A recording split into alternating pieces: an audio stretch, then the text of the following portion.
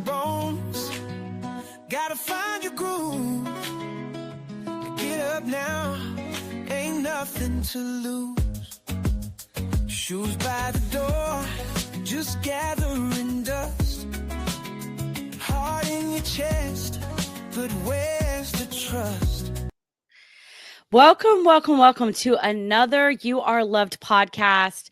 Please check us out. We go live every Monday and we have amazing guests on. And you can also check out our website and get your own You Are Loved planner or journal at youareloved.store. So let's not wait any longer and bring on the amazing Malika Daniels. Welcome, Malika. Hey, thank you so how are you? much. Thanks for having me. Yeah, thank you. Appreciate that. So everybody, Malika is a money coach who founded Women Who Money Plan. Say that 5 times really fast. To reduce the gender and racial wealth gap. As an accredited financial counselor, she helps women take charge of their finances and plan towards achieving their financial dreams. She's a former teacher who bought her first property at 27. Alongside her husband, they tackled and eliminated $60,000 in student loan debt in just 2 years. Since then, they've multiplied their net worth by 10 and are on track to achieve financial freedom. They've also built a real estate investment business, and now Malika's on a mission to empower women to take control of their money. Welcome, Malika. Thanks so much for coming on. Yes, thank you. So how did you, first of all, how did you end up buying your first property at 27? I mean, that's absolutely amazing. Yeah, you know what? I've always just been a saver since I was little. I was that kid that used to babysit when I was a young teenager, and I just always saved my money. I wasn't that into spending. So when I got my first teaching job, I was just putting money in savings. I didn't really know why. And eventually, someone had mentioned to me like, oh, you should buy a house you've been renting. And I was like, oh, I can buy a house? Like I hadn't really thought about it. I'm like, do I have enough money? And I realized like you just needed, a down payment. Since you're going to live in the property, you only need about 5%, down payment. So I'm like, oh, I do have that saved up. So it was just money that I had been saving since I started working, but I didn't have a plan in mind for it. And it kind of just fell in my lap, the idea of buying a house. So I really lucked out in the timing of it because I bought in 2011 when the market was really down. So that really helped out as well. I was able to get a house that I could afford. Had I bought at a different time, I don't think I would have been able to afford the house that I bought. Okay. So do you still have that house? No, I ended up selling it a few years back. We had tenants in it for a while when we moved to a different state, and then we sold it after those tenants moved out. Oh, wow. Okay. Yeah. Well, that's nice. So it became a revenue generating income Yes. there for a little bit, or at least that was helping to pay off the mortgage, one or the other. Exactly. Yep. Or both. So, that's amazing. Okay. Yeah. I bought my first property in 2015 here in Georgia and my condo, and I got it at a great deal as well. So it's like triple the amount now. So which is great. Yeah. So. Timing does really help. Definitely. Yeah. And God's blessings. Yes. So, yeah. Okay, that's amazing. So, you taught for a while, and then, what made you decide to like transition from teaching into what you're doing now? Yeah, so teaching is what I always wanted to do ever since I was a little child. It had been my goal, so I did that, and I was in education for 12 years. I left education in 2017 to become a stay-at-home mom. So that was my plan. I had a young daughter. I'm like, I want to stay home with her, and then we were planning to have more kids. So that was my original reason for leaving education. And then when I decided that I did want to go back to work at a certain point, I knew that I wanted to do something in finance because it's something I've always loved learning about and really passionate about. And I enjoyed helping other people like learn more about it and do better with their finances. And so I started exploring what realm I wanted to take in terms of helping people with their money. But it's not something I ever thought I would go into when I was younger. I didn't think this would be where I ended up. Mm-hmm. Yeah. Okay. And how have you been enjoying the journey? I love it. I just really dove into everything finance. So once I decided that I wanted to go this route, I went back to school and I got a certification in banking and finance. I got my accredited financial counselor certification. I just really kind of went all in once I decided this is where I want to be. And I have loved the journey of being able to help my clients achieve their financial goals and like set their financial goals. Some of them are kind of unsure of what they even want to do with their money. They just know they should be doing something more and as an idea. And so I've loved being able to have these conversations with women that for so long and still people think talking about money is taboo. And I think it's so great to kind of bring this conversation to the forefront because I feel like that's the only way we're all going to get better and grow is when we're just talking about our struggles together and our wins and sharing this information instead of kind of gatekeeping and holding on to like, oh, you know what, I learned it, but I don't want to tell anybody else. And so I think I love sharing what I've learned and helping other people grow. And they're just going to pass that down, share it with their friends and family and pass it down to their children. And that just, it brings me a lot of joy. I really love it. That's awesome. So like with that, since a lot of times like in relationships and so forth, money is like a source of tension because people are afraid to talk about it. So what do you think are some ways that women can like effectively navigate financial conversations with their, their partners or their family without like compromising their own goals, Yeah. Oh, I love that question. And my opinion is I feel like you should start talking about finances from the very first date. So, Mm. and not in depth talking about like how much money you have in the bank or how much you Yeah. make or anything like that, but it's conversations about maybe what some of your goals and dreams and aspirations are. So maybe something about, oh, I hope to retire early one day, or I would really love to buy an investment property, or I love to travel and I'm saving up money right now for this trip I'm going to take next week or next month or something like that. So it's kind of talking about some of your goals and dreams and hearing from that other person what they're saying. And if they're saying things like, oh, I don't really plan anything with my money. I kind of just love to shop and see where, no idea where it goes. You're kind of hearing those cues on how they feel and think about money. So I think from the very beginning, it's important to get a feel for if you guys are on the same page when it comes to finances. And if you're not, are you guys willing to work and kind of like get there? So it might be someone that's like, I've never traveled, never wanted to travel, but you know what? I'm kind of open to it. Like, I think that'd be kind of cool to do. And then maybe you can kind of have that conversation on how it happens. So I feel like from the very beginning, start that conversation early so people know where you stand, where they stand. And there's not these surprises once you've moved in together or gotten married and been like, oh, I had no idea that you had such a big shopping habit, or I had no idea that you didn't save any money. You don't want to be surprised by those things because that's where it happens. But if you can get on the same page early, it's really going to help. Yeah, I know. That's like in a way of being like equally yoked in a way. So that way you are, that would definitely help because be like, okay, well, you knew, that I was a spender. It was your decision to marry me. But even just talking about that is just like, because I'm not saying don't marry someone if they're a spender. That's not at all what I'm saying. But as you want to be aware, so you can see, okay, well, what are your thoughts on this? Do you want to continue this path, or are you open to changing, or do you want to set aside money that like that's your shopping money and you blow through that $100 a month and it's not a big deal? You know what I mean? Kind of figure that out and how it will work, because everyone's relationship and how they manage money in that relationship is different. And there is not one set way on how to handle it. But you guys, whoever's in the relationship, just has to be on the same page. That's what's most important. Yeah. Exactly. And how you want to handle it. Yeah. That's awesome. So, have you, so like, how long ago did you get your financial certificate? Have you started your consulting program?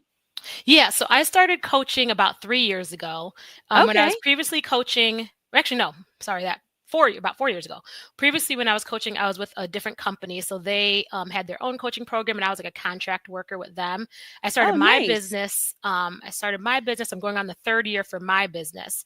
And I feel like I got the certificate. I got the banking and finance certification about 3 or so years ago. The accredited financial counseling certification was about 2.5 years ago, something like that. Yeah. Okay. That's amazing. And then you did it yourself. I mean, that's the best thing, right? Is to like, like you could work with like different financial credit advisors or whatever, but if they've never gone through the experience to get Mhm. themselves out of that debt, then they don't really have firsthand knowledge. And you really want to be able to learn from somebody that has firsthand knowledge. Yeah, I think for me, that's one of the benefits of working with me. I have the firsthand knowledge of what it's like to pay off debt and go through that process. I have the Even as you education, were a saver. right?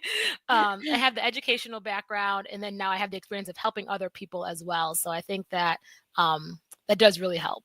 That's amazing. Yeah. It's amazing how many like experienced teachers and stuff that we have out there, like these just amazing individuals, and that gift can just move into so many different areas of helping people in something that something else that they also may be passionate about as Hmm. well.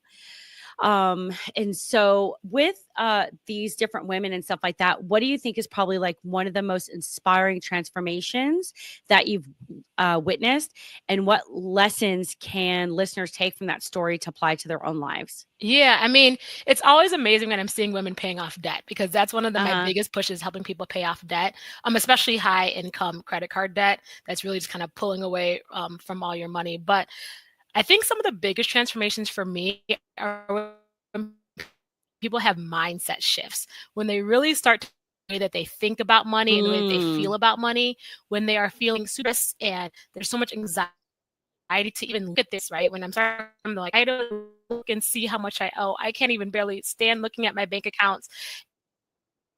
And then by the end, it's like, okay, yep, every week I've checked the account. This bill's paid. I paid off this credit card. I feel so much more confident in my ability to make financial decisions. And they're coming to me like, okay, I got this idea. I think I want to try this. What are your thoughts? I'm like, oh, that's awesome idea. But prior to that, they were so scared that they were going to mess Mm. up or do something wrong with their money that they weren't, making different moves. So I love seeing it when I start seeing that confidence build and grow in my Yeah. clients, when they're really like, okay, I feel good about what I'm doing with my money. I know I'm on the right track, and they're feeling confident that even once they're no longer working with me, they're going to be okay. And that's like that to me, Yeah. that's the greatest gift. Yeah. Yeah, because it's so like sometimes it could be just so overwhelming. I mean, like, I've been on this weight loss journey, right? I'm down Hmm. 22 pounds from Yes. like the November, and Congratulations. thanks. And so I get on the scale like almost every day, even though they say not to do that. I'm like, okay, am I down another pound, whatever? And then sometimes I'm like thinking, not all the time, but sometimes a lot of times I'm thinking, if I just looked at my bank account this much, I probably would have better control over everything. And but you just get like this overwhelming fear and this Hmm. anxiety, and then when you have like a influx of like a lot of money, it's like, okay, I don't know what to do with it. Like I do want to pay off debt, I want to invest some of it, and I still have to live, right? Hmm. It's like, okay, what do I do? Because I don't want this money just to go towards debt, and I don't want it to just go towards my living experiences. I need this to like multiply and grow, so Yes. that way I can at some point have enough in the bank where I don't have to like work or hustle so hard, or I can just chill. Like I need a vacation right now, like nothing Right. else. So, um, so yeah, so that's exciting. And then it's like sometimes if you ever seen, I'm sure, remember when they would have like the shows for like the millionaires, people who won the lottery and stuff? Mm-hmm. And then they'd always talk about how the person just ended up being worse off later on. Yes, they go broke. Yeah. Yeah. So I can just imagine getting an influx of like 20 grand, 15,000, whatever, and being like, okay, how do I position this to survive for the next 3 to 4 months? Right. Yes. And imagine getting like millions of dollars. And then, so not only that, but then you have family and all these people coming at Everyone's you. coming at you. Yeah. I mean, what's so important is if someone is struggling to manage $1,000, having more money is not going to fix that problem, right? It's just going Yeah. to make it a bigger problem. So let's say you're making $50,000 a year, but you're struggling with like kind of living paycheck to paycheck and not sure how to manage that. And you start making more money. This is what a lot of my clients are going through. They're like, I'm making more money than I ever used to make, but I'm still living paycheck to paycheck. I'm still struggling and they're not sure why. And it's because if you didn't develop that strong foundation when you were making that lower amount, you're not all of a sudden going to have it just because there's more money in your pocket. You're still going to be doing those same habits that got you into those financial situations before, right? So it's so important to understand how to build strong financial habits and that strong financial foundation. So that way, no matter what your income is, you're going to be able to manage that in an effective way to help you reach your goals. Because Yeah. what do they say? More money, more problems, right? It's not just Yeah. simple. You can't just solve it with more money. You have to know how to manage that money, or you will probably, mismanagement like most people do. Yeah, yeah, exactly. Yeah. Exactly. Yeah, that's crazy. So, so that's awesome. So, like, what have like for you going through this process and for these last several years where you've helped not only yourself but a lot of amazing women, what are some things that you've been able to take away, and what are some ways that you've been able to strengthen your own financial practices? Oh, that's a good question. I feel like one of the things that I've noticed in just working with a lot of women is sometimes we struggle with giving ourselves grace, and we hold a lot of shame on past decisions that we've made, or fear, or we won't even like acknowledge when we've done something really well and made some of the changes that we need to make. And I think I find myself doing that too as well, but I can point it out on somebody else much easier, right? When someone else is Yeah, doing it, I'm like, right. wait a minute, give yourself grace. You're doing really well. Look at these changes you've made. And so I find myself as like, okay, Malika, take your own advice sometimes and give yourself grace when you are, Yeah. still trying to figure things out. And maybe you haven't gotten to the spot 100% where you need to be, but if you've made these 5 changes, like celebrate those changes, celebrate those things that you have done, and not always focusing on the negative. So I feel like that's one thing that has helped me in my own personal life as I'm trying to help guide my clients. Um, Mm, Another thing is, I will say I got really comfortable because I have been good with money for a long time. I got really comfortable with not tracking where my money was going. And even though I'm always encouraging my clients to, use tracking apps and really pay care attention to where your money is going, I kind of fell off of that habit. And so now I've gotten back to it, because as I'm talking to mm, clients about using these apps, I'm like, wait, I need to make sure I'm clear on how to use these apps as I'm trying to explain to the clients. So now I've gotten really back into using, I use Monarch Money app, and that's what I recommend for my clients as well. And now I'm checking that on a regular basis, like, okay, which category am I spending the most in? And I'm doing a lot more deep diving. But there was a mhm, period where I was spending way more time in my clients' finances than in my own. And so I've been getting mm. back to like doing those kind of foundational things that I used to do and that I did really well, but I kind of just fell off of for a while. Yeah. Yeah. It's kinda like a hairstylist who always puts her hair in a ponytail, but helps Yeah. people have beautiful hair, or Yes, a nail tech that exactly. doesn't have her nails done, but she, like, can make your nails look fabulous. Yeah, yep.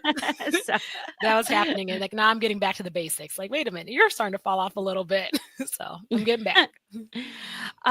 Okay, so another question that I have is, since like a large part of our audience is like 35 to 55 and I'm 51, Mhm. um for women who feel like they're starting too late in building wealth or investing, what advice would you give them to help them catch up and build like a sustainable financial future? Yeah. I think one, it's important to know it's never too late. Just start, right? That's the most important Mhm. thing, is just start. And I think a lot of people have a fear of the unknown when it comes to investing, because they're just not sure about it. They haven't done it before. They're not sure what to do. And my advice is really just get started. I often tell people I have these money quality mindsets that I talk to my clients about, and one of them is do it scared. So even if you're intimidated and you're like, oh my gosh, it's too late, it's over for me, do it scared, get started is the main thing I'm going to say for you. And then for any of those people as well, I'm just going to say, do what you can do.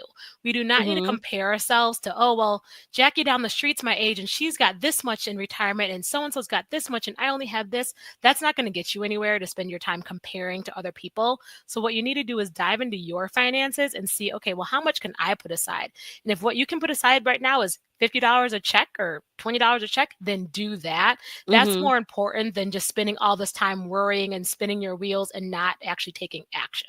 So I think taking action is the most important thing. But in order to take that action, you really have to dive deep into your finances and see your situation to see how much can I put aside? A lot of people think there is no extra money. I'm tapped out. I'm living paycheck to paycheck. But once I start diving into the finances with people, we start realizing like, oh, wait a minute. Well, you're spending this much here. And is that really important to you? Or could we cut that expense? Okay, I can reduce that. Oh, you know what? This utility bill is here. Have you tried calling the other utility company down the street and seeing if you can kind of pin them against each other to fight for your service, and you can lower that bill? Have you tried contacting an insurance broker to reduce your car insurance? So once we start digging out different things with your current expenses, a lot of times we will find that extra money to be like, okay, well, now we have some funds. Let's put this into savings. Let's put this towards retirement. Let's increase your 401k contributions, all those kind of things. But you really have to like dive into your finances first to see where that money is going to come from. Because a lot of times it's not easy to see. It just feels like there's no money. It's just, you know what I mean? Yeah. Yeah.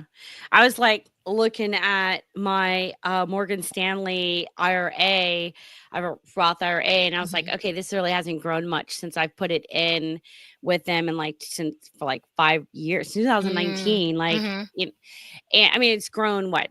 Yeah, not much. So I'm like, okay, this is not good. And I had transferred a 401k into that. I don't invest into it every time, but I was investing in like stash, like with stocks and stuff like that. And like over that time I grew, but I know the market was good, but I grew my own personal portfolio like 44%, right? And then even just investing $30 a week, right? So it wasn't like major money, but when I needed it for emergencies and stuff like that, I had it there. Okay. So I was like, okay. So I was looking at that. I was like, all right, I need to find something else to do with this money because it can't just stay stagnant. I need this money to grow. So I have to look at like maybe REITs or real estate or just different things like that. Well, a lot of time for money that you're trying to invest, if we're just picking individual stocks, like sometimes those are going to hit, sometimes they're not. But it's really important to diversify, right? Where you're having something maybe invested like the S&P 500. So you're getting your stuff invested in like the top 500 companies in the US and things like that. So that's one place to start, which is really helpful instead of just always just kind of picking, oh, I like this stock. I heard about this. I heard about that. You usually do but well if you kind of follow the bigger market that way. But another thing I suggest people is talking to financial advisors. I'm not a financial advisor, so I do not manage investments. I do not give investment advice. I provide investment education though. But I think it's really important, even if you don't end up using a financial advisor, but have them look over your portfolio and they can tell you, oh, you know what, you're too heavy in the global markets here. You're too heavy in the tech sector here. They can kind of give a breakdown of your portfolio and see what goals do you have? Like, what are you trying to do? Where are you trying to grow? Are you trying to have, dividends income and things like that, and based on your goals they can tell you some better moves to make with the money that you have invested. But us trying to do it our own, it can be complicated sometimes, and it doesn't have to be that complicated because there's people out there that can help us with that. And so that's always my suggestion. If you're unsure, just definitely at least have a conversation with the financial advisor. Another thing is, if you're someone who really is destined to like, I want to do this on my own, I do not want to work with a financial advisor, a good book to read is The Simple Path to Wealth. And that book really talks a lot about this simple, tried and true method of investing and just how to diversify in a simple way, kind of more set it and forget it. So I really like that book as well, if you really do want to do it on your own. But I'm someone that I've read that book, but I also really trust having a solid financial advisor in your corner. Oh yeah, by J.L. Collins. Yep. Okay, I'm gonna add this to my wish list. Okay, I'll download it. Okay, that's amazing. So that's some great suggestions. Yeah, like I during right when the pandemic hit, I not right when it hit, but like as it was going on, and I was like, okay, they're gonna like start pushing the vax on everybody. So then I had read up on like this one pharmaceutical company that was supposed to get like the first okay from the government, like that they could push it out or whatever. And that stock did okay. But then I invested in Pfizer and Moderna and stuff like that. And then that grew. And then I was in data for so long. So I just really invested in stuff that I knew. Yeah. So, and that I think that's what, and then obviously some stuff. And then I took one stock was actually a Chinese coffee company, and that grew. I don't know how it's going to do now, but I thought of a lot of stuff. Yeah. So anyways, so that was like my thing was what did well for me which I know where I want to be financially. But what did well for me with my stocks and why my portfolio grew to 44% was I invested in stuff that I knew or Mm-hmm. someone else did. Yeah. So, but I can tell you this, I wish I would have invested more in Bitcoin a couple years ago and my money would have doubled. Right. It has, but it was just like a couple $100 though Yeah. that So I what had I there. I'm so conservative. Yeah, I have a lot of people ask me about stuff like that, like Bitcoin, and they're like, "Oh, are you for it or are you against it?" And for me personally, I like Bitcoin. I like, cryptocurrency.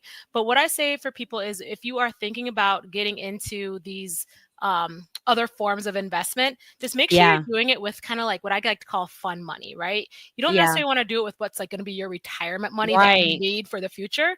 But if you want to put, okay, you know what, I've got this extra $500 that I don't need to be in the investment. I don't need it for my savings. I'm going to see what happens with that. I feel like do that. Like you just don't want to put your Yeah. entire future in these things that Yeah. are so volatile and unknown. But I have nothing against like, throwing a little bit of money and see what happens over there. But you also just want to make sure that you have your solid foundation of finances first, right? You want to make sure you Yeah. have obviously all your bills are paid. You want to make sure that you have short-term savings accounts to cover any upcoming expenses that you're going to have later that year. You Yeah. want to make sure that you have your emergency fund in case you lose your job or in case you get really sick and have to be off work for a long time. And you want to make sure that you're investing for retirement and have those things set up as well. So just want to make sure you have that foundation and then go for it. I feel like there's no harm in that whatsoever. If someone was starting from like zero, right? Mhm. What would you recommend they start with first? Would it be like an emergency fund? Would it be saving up for expenses later in the year? Would it be paying off your debt first? Like, what do you think it would be? Yeah, I mean, a lot of times, one of the first things I do with clients is we talk about their goals. So it's going to depend on like what are your main goals for you? Because like Mm-hmm. I might think for me, I want to pay off debt, but for you're like, I need money in savings. So I'm going to work with my clients on what their specific goals are. It's not going to be a one size fits all. But a lot of times, some of the main things that you're going to need to do are save up some money for those short term expenses that are coming up that year, because that's usually like the budget killer. People Mm-hmm. can pay their bills, their monthly bills, but they forget about that $500 charge they have coming up in a few months. They forget that their car needs new brakes. And then when that stuff happens, they end up going into more debt because they have to now cover those things and they got to borrow from family or friends or put it on a credit card. So for a lot of times, it's going to be putting up a little bit into like a short-term savings accounts to cover some things that you know are coming up soon, and then working on paying off high interest debt. So I'm talking interest rates that are, 15, 16, 30%, things like that. You want to knock that out because that's really just giving your money away to these credit card companies, and we don't want to do that. So getting a little bit in savings, paying off high interest debt, and then really diving into your expenses as well and seeing where can you reduce and cut so that you can put more into savings and more towards debt. Because if we don't really start trimming our spending, we're not realizing like how much we're missing out on that we could be putting towards our Mm. goals. Yeah. Yeah. That makes sense. Mhm. Okay. And so okay, so one of the things that you said that you help is like, women and helping them like with their finances, and that's your target audience, right? Mhm. And underserved markets and so forth. So, many women face like cultural and societal pressures that can hold them back financially. So, what are some mindset shifts or strategies you encourage women to adopt to break free from like those types of limitations and confidently take control of their finances? Yeah. So one of the very first ones I talk to all clients about is just taking accountability. Because at the end of the day, you are the Mm, one that drives the train for your finances. And so yeah. whether you are, so some of my clients might be like, but my kids, they always want these things and I need to give it to them. And I'm like, but at the end of the day, it's your money. So we need to figure out how to set boundaries around still being able to achieve the goals that you have for yourself and still meet the needs of your kids. And sometimes that might mean having conversations with your kids about money and say, hey, I'm saving up for this right now. So that's why we're not doing XYZ, or why we're not, going to buy the stuffed animal right now. So just having those conversations with your kids, your family members. But I think this understanding you have to take accountability. And I always say take accountability for your past, present, and your future with money. If you have these dreams of financial freedom or of traveling more and things like that, then you need to do the work now and take accountability now so that you can have that future self that you want to be, right? Another thing with, in addition to taking accountability, a thing I talk about is setting your own standard. And I think this is huge. I mean, it's huge for everybody, but a lot for women when it comes to this pressure of, well, you got to have your lashes done. You got to get your nails done. You got to get your hair, all these things. There's so much pressure. It's overwhelming. But at the end of the day, a lot of those things are taking away from your ability to achieve your financial goals, right? Yeah. If your financial goals are to be a social media influencer where you're showing off your nails and your hair, then it's working, right? It's going towards that. But if that's not the case for you, then you got to reevaluate for yourself. Are these things helping me achieve what I want, or are they hindering me in my in me achieving my goals? Now, what I say for people too is, I'm not someone that gets my nails done, but that does not mean I tell clients to stop getting their nails done. I ask my clients, well, what matters more to you right now? Do you want to get your nails done every other week, or do you want to put money into savings? How would it feel if we prolonged how often we did our nails done? Right. I mean, that's the thing. We just have those conversations and see what feels most comfortable for you. For some of my clients, it's like, that is a non-negotiable. I have to get my nails done. I'm like, cool, let's look at a different category. What about this? How do we feel about this? And so it's not always we just stop it. It's just having that conversation about what are you comfortable with maybe reducing or spreading out. I have a client that had a house cleaner. One of the things we talked about is, she's like, I'm not letting go of my house cleaner. I'm like, totally get it. I can't stand cleaning, so I totally understand. But we just spaced out a little bit longer how often the house cleaner came, and that saved hundreds of dollars just by spacing it out. So we can navigate things. But a lot of times we see what other people are doing, maybe on social media or around us, and we're trying to keep up with those standards. It's keeping up with the Joneses now. Yes. It's on social media instead of your neighbor. Yeah. And then a lot of times the social media things are not even real, and so we're trying to keep up with this like unrealistic expectation. So that's why I'm just really focusing on set your own standard, decide for yourself what's important. And I talk to my clients through those conversations, like what's important for you, not based on what did you see on social media that you think you need to be doing. So that's something we'd really dive into. That's awesome. That's awesome. So basically, like where someone starts is based off what their financial goals are and what they're trying to accomplish, and probably where they are with their debt and different things like that, and their income and everything. So that's why they need to reach out to you. Now, have you written a book, some articles, or anything like that? I have not. I do plan on writing a book at some point. I've said it might be this year, but I'm not for sure. But the thing that I like to focus on, like I said, is mindset. And so I talk about the 8 qualities of a money planner, and those things like taking accountability, setting your own standard, doing it scared are things that I focus on with my clients. So I would like at some point to write some type of book around that. But right now, the majority of things that I'm putting out are just like social media content around finances. I do have an email list that goes out twice a month with more, information around finances and mindset and things like that. But I do hope to one day write a book and kind of put it all together, because I think these things are not only important in bettering your money, but they're bettering your life. Just having these different kind of qualities in mind when you're thinking about your mindset and how you want to grow in life. I think those are just so important. So, yeah.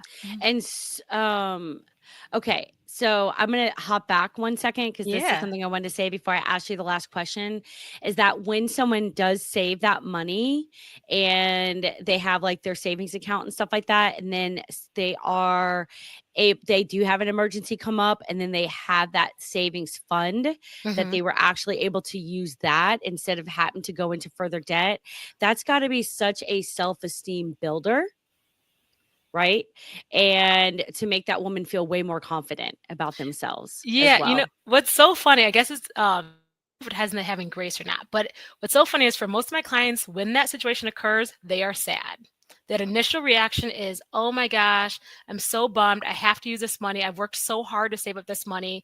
And what I'm reminding them is, this is where we want to be. Like this is so exciting that we've got to a place where this has happened and you have the money saved up. Like, I know it sucks to let go of it because you worked so hard to build it up, but just the reality is knowing you've done it once, you can build it up again. You know what it takes to build this up. And 2, you don't have to go in debt to pay this expense. But it's funny, the first reaction is almost always sadness over letting go of what they've worked so hard to build up. Because for a lot of my clients working with me, they're saving up more money than they've ever been able to save on their own, right? So some might be like, I've never even saved $1,000 before. And then working with me, it's like, oh my gosh, they're so excited. So then it's hard when it's like, oh, but now I got to use it for this. And I'm like, yes, you've got it. I'm so happy for you. Like, this is where we want to be, you know? But then once they realize, like, you're right, okay, I can build it up again. It wasn't even that hard to get here. And I can probably build it up even faster now that I know the steps and, you know what I mean? Yeah. And they're more motivated for it. But they always, without fail, always have that initial moment. I mean, I have it too with my savings. When something comes up, I got to pull from my savings. I'm damn, like, I did not want to do that, you know? But then I'm like, okay, I'm glad I have it though, but I just didn't want to use it for that. You know? Yeah. No, that's amazing. And then once they build it up again for the second or third time, and then it's like, wow, okay, now we're creating a routine. My confidence up. I have this, it's just so much better. So yes. Yep. So okay, that's amazing. Okay, now back to what we were just talking about. I know I'm jumping all over the place. Okay, so now if someone wanted to sign up for your newsletter, where would they be able to do that? Yeah. So if you can just go to my website, it's womenwhomoneyplan.com. And there's going to be a pop-up that says, get your seven steps to pay off debt free guide. And so you can sign up there. On the homepage at the bottom as well, there's a little section to sign up for the newsletter. And that's just the easiest way to get there. You'll get that free guide on the 7 steps to pay off debt. And then you'll get my newsletter. I am someone that does not want to bombard someone with emails because I feel like I get way too many emails. So I'm sending just about like 2 emails a month. It's every other week that I'm sending those out now. So when you first sign up, you will get a few more emails from me initially, just like the welcome series that comes out at first. But then from there, it'll be twice a month, this consistent emails. Oh, that's great. I'm sure there's a lot of financial knowledge and stuff like that in there and tips and so forth. So, okay. So where is your website? And then let's go ahead. So the website is womenwhomoneyplan.com. Okay. And then we'll also have that in the bio and the description, I meant to say as well. So yeah. And I always offer a free consultation. So anyone that is interested could always sign up on my website for a free consultation call. And that way we can just kind of talk. I can get to understand what your goals are, what you're working on, and see if money coaching would be a good fit for you. And then from there, we can talk about what one-on-one coaching would look like. Okay, that's amazing. Yeah. That's amazing. So is that we recommended the one book, and what do you find? I kind of might have asked this or whatever, but what do you find as the most exciting part about what you get to do? Oh yeah, I think I talked about the mindset thing for that, but I just seeing the full transformations of how people's lives are able to change once they've kind of gone through this route. Because once you have control of your finances, you have more control of your life. Yeah. So that might be like leaving the job you've been wanting to leave or starting the business you've been starting to build. So I literally get to see people like start achieving the different dreams they've had that they thought weren't possible because they didn't have control of their finances. And that's that's amazing. I love that. So that could be your other tagline. We help you control your finances. Yes. We help you live a guilt-free financial life. Exactly. Because that's what I want for everybody. Like we should be able to use money to help us get the things that we want in life and to bring us joy and towards our values and all those things. And it's hard when we're just struggling, we're just paying the bills, we're just going through those motions. So I really want to help people get to a place where it feels good to talk about money. It feels good knowing that you're secure in your finances and you're confident in what you're doing. And you have such a beautiful spirit, Malika. So I know that each one of the persons that's been able to work with you has definitely better off after. Thank you. I appreciate going through your coaching sessions. So is there any last thing that you'd like to share? No, I'm just so excited that I got to have a chance to be on this podcast. I'm really looking forward to hopefully talking to some of your guests or your listeners today. Like I said, the free consultation is always available, and I'd love to talk. They can get it at your website, right? Womenwhomoneyplan.com. Exactly. Womenwhomoneyplan.com, which the link will also be in the description, as well as your other links. So, okay, Malika, thank you so much for jumping on. I truly appreciate it, and I hope you have an amazing day. All right. Thanks. You too. All right. Thank you. Bye. Bye. Everyone, thank you so much for hopping on to the pod. So excited to have you here. We are now on Apple Podcasts. We are on your other favorite podcasting platforms, as well as YouTube, on LinkedIn, and on our Facebook page at youareloved.store. So please be sure to tune in again. Thank you.